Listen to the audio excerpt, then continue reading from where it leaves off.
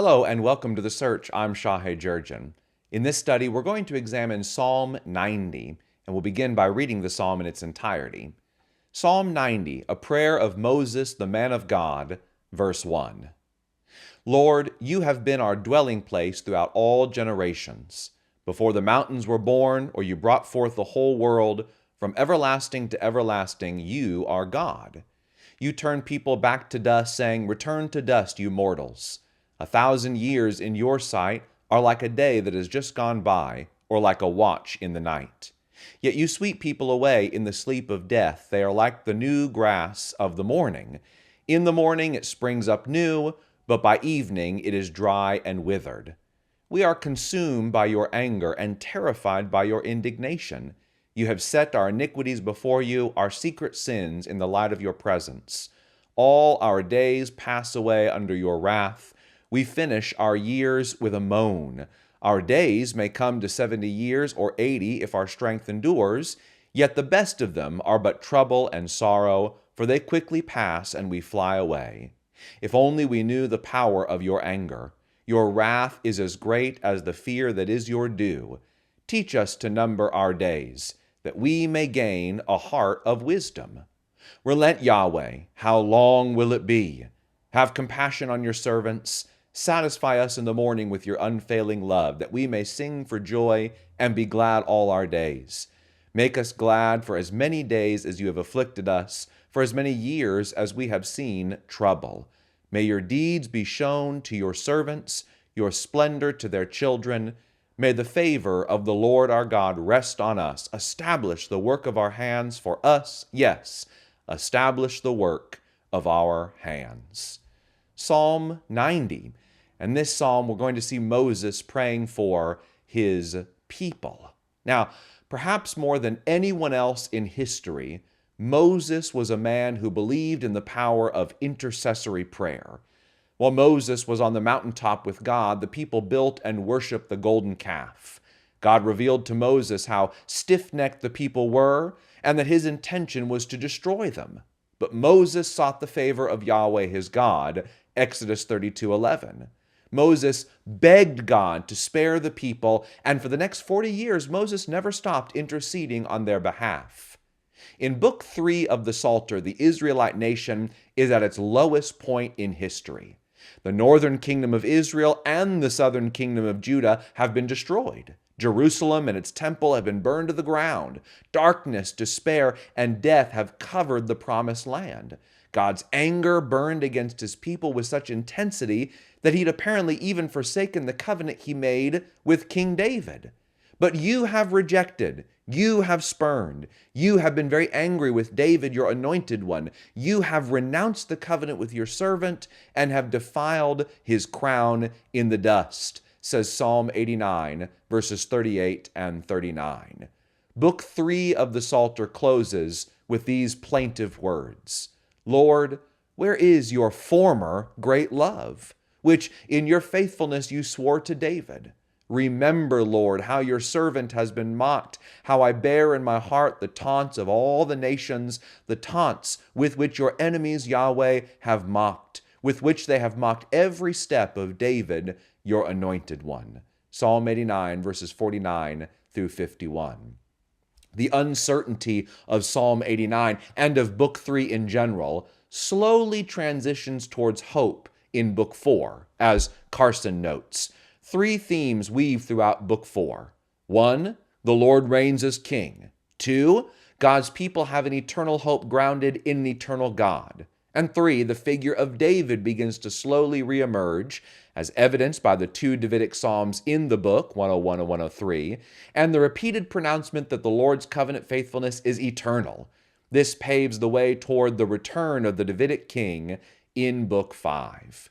Now, it is fitting then, in light of all this, that the compilers of the Psalter have placed the solo Moses psalm right here at the start of Book 4, where God's response to the exile begins to take shape. Moses, a man well known for his powerful prayers of intercession, now prays for his people in exile, even though he's been dead for centuries. His prayer becomes Israel's prayer afresh, as they face another season of near annihilation.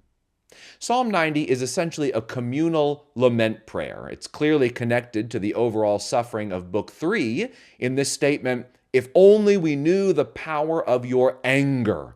Your wrath is as great as the fear that is your due." And then we also see a question we've seen many times in the Psalms of Book 3, how long? How long will it be?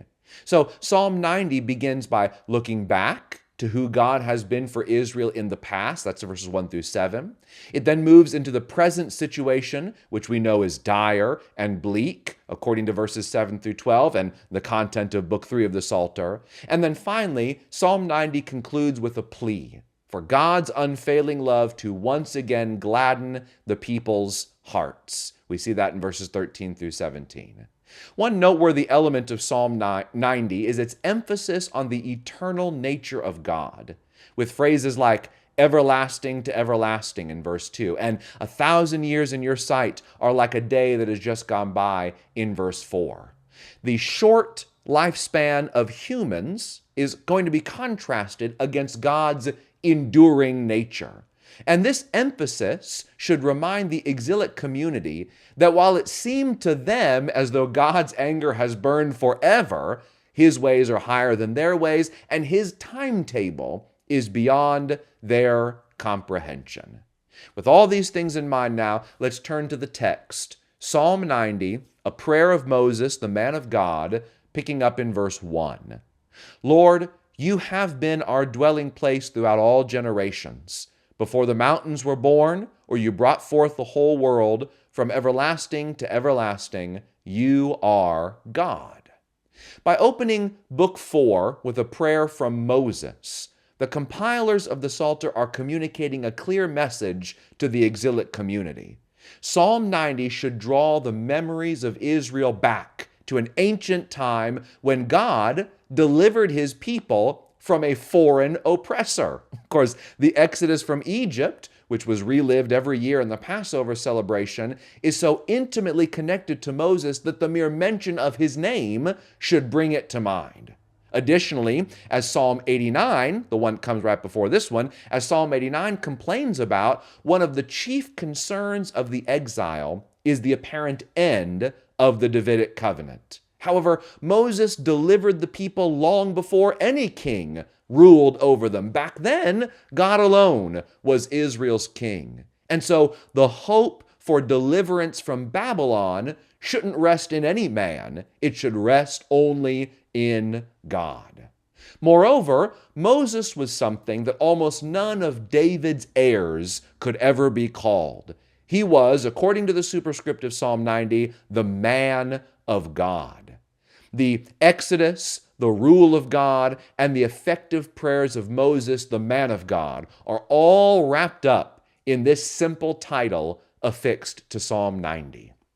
Now, Moses' prayer begins with an announcement concerning God's eternal and sovereign rule. When the people have been scattered as a result of the exile, God is ever their dwelling place, verse 1. Yes, of course, Jerusalem has a special significance in God's rule, but his power is in no way limited as a result of the temple's destruction. After all, he's the creator of the whole world, as verse 2 reminds us. Also in verse 2, we find the phrase from everlasting to everlasting. And this expression, of course, again, sets God apart from the short-lived humans and even from the earth itself, for there was a time when the earth did not exist until it was birthed by God.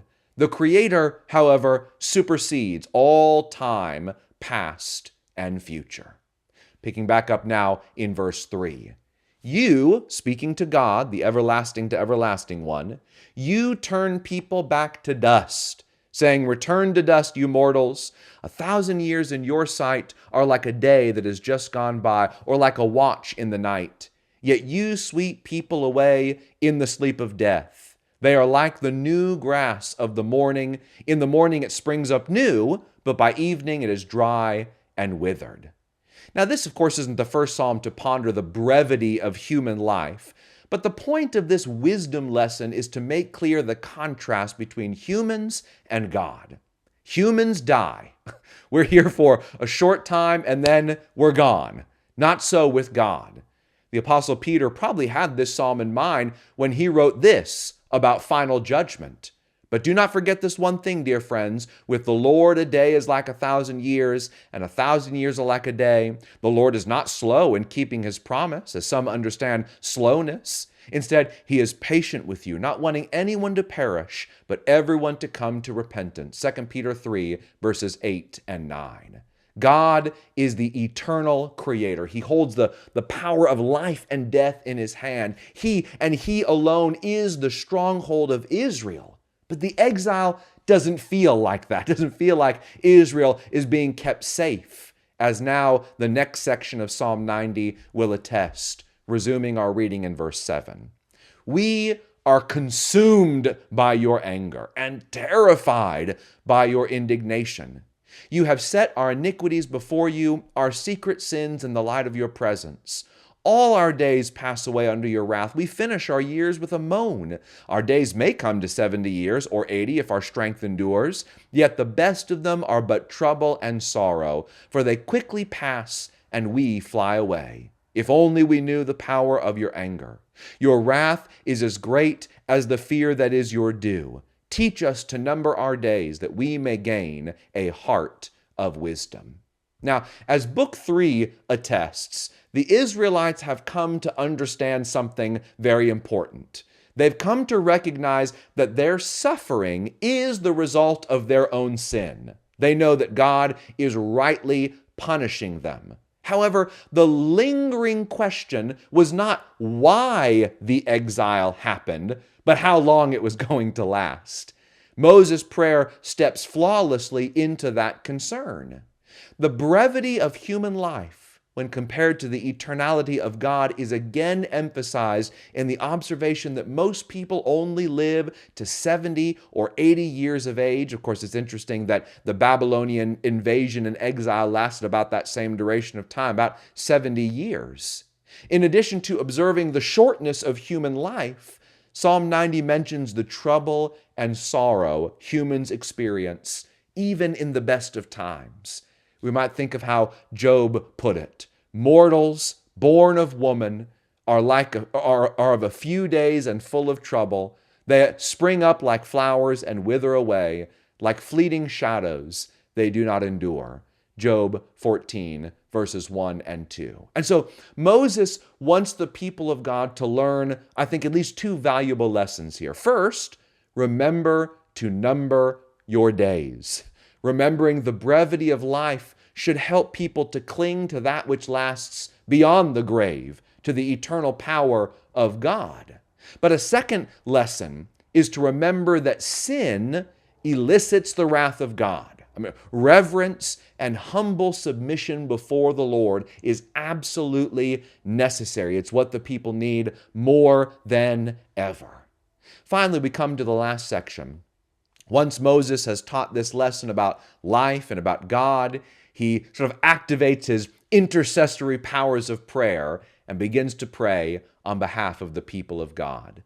We pick up in verse 13. Relent, Yahweh. How long will it be? Have compassion on your servants. Satisfy us in the morning with your unfailing love, that we may sing for joy and be glad all our days. Make us glad for as many days as you have afflicted us, for as many years as we have seen trouble. May your deeds be shown to your servants, your splendor to their children. May the favor of the Lord our God rest on us. Establish the work of our hands for us, yes, establish the work of our hands. Moses asks God to relent of his anger and return to his people in his compassion. God's unfailing love, his chesed, is the central theme of the previous psalm, Psalm 89. There, Ethan is calling upon God's love and faithfulness to fulfill his promise to David. Now, David's not mentioned in this psalm, which I think makes perfect sense, of course, because it's ascribed to Moses, who lived centuries before David. But even in spite of the fact that David is never mentioned, the outpouring of God's loyal love would necessarily include the fulfillment of any and all covenantal promises, the promises God made at Sinai to the whole nation of Israel, as well as the promises he made to David and to his house. The closing of Psalm 90 asks for God's favor to rest on the people, and then we have this line that's repeated: establish the work of our hands. Maybe a more modern way of saying that would be something like, let us get back to work. By returning the people to their land, they can continue to plant, build, and produce. If God will restore them to a life of work, they will know his favor is with them. As the NLT renders this expression, make our efforts successful. Now, Psalm 90 is well known because of its striking commentary on the distinction between the eternality of the Creator God and the finite, even short lives of humans. But really, the point of this prayer is not merely to observe that difference between God and humanity exists. Rather, the point is to call upon God that in spite of the brevity of human life set against his eternality, that he would not overlook the suffering of his people. Tate includes this analysis: the main point of Psalm 90 is not the hymn praising the eternity of Yahweh, nor the contemplation of the shortness of human life, but the prayer for the eternal God not to overlook the short life of a man and let it pass away in misfortune, but to have mercy upon his congregation, which consists of such short-lived people. Remember that the very first intercessory prayer of Moses recorded in the book of Exodus came about because God had announced that he was going to kill his people. They had rebelled. They were stiff-necked. So God decided to destroy them and start over with Moses. The compilers of the Psalter have called upon the man of God to do for their generation what he did for their fathers.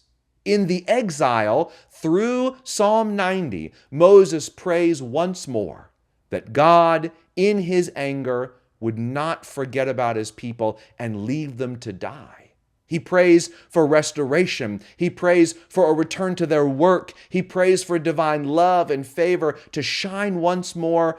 And just as we pray Psalm 90, it's as if Moses is praying alongside of us, to ask for those same blessings of God in our times of struggle and in our times of need. And so may we join Moses, the man of God, in praying for all of God's people, that God would not forget his love for us. Thank you for joining me in this study. Come back next time as we continue through the Psalter. God bless.